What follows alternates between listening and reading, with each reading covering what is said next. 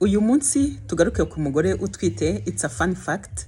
Did you know ko umugore ashobora gusama inda yasinze cyane, yasinze, ariko icyo kintu ntikigire ikintu na kimwe cya affecta cyangwa se gikora ku mwana yasamye.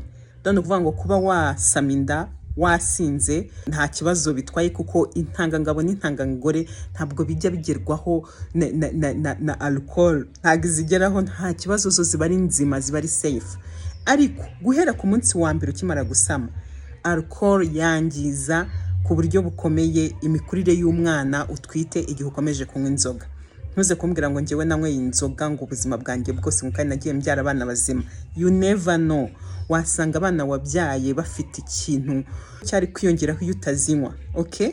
Igihe wamenye ko utwite, igihe wamenye ko wasamye inda, ugomba guhagarika kunywa inzoga kugeza igihe uzabyarira. Hanyuma nanone iyo umaze kubyara ugomba kwirinda kunywa inzoga mu gihe cyose kirimo konsa, kuko alcohol none igenda mu mashereka. No kuvuga ngo ushobora kujya kubona ukabona akabebe karimo karisetsa kanezerewe kumbe kasinze. Iyi alcohol igenda mu mashereka, umwana mu gihe mama ari kunywa inzoga ukamwonsa, uba uri kuyimwonsa, kandi alcohol ibangamira imikurire y'ubwonko bw'umwana. Don't do that. Don't do that. Protect your child. Mufate neza, murinde ibimuhungabanya byose nk'umumama nk'uko usanzwe ubigenza, wibuke ko na alcohol irimo.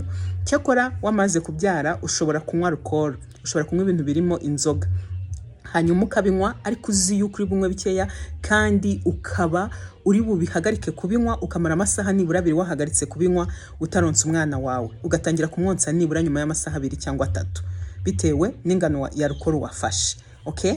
Mu protecting rero, mu protege, murinde ko yakwangizwa na alcohol biturutse kuri wowe, kandi abizi yuko nk'umubyeyi ikintu cya mbere kiza imbere n'umwana wawe, ibindi byose biza nyuma.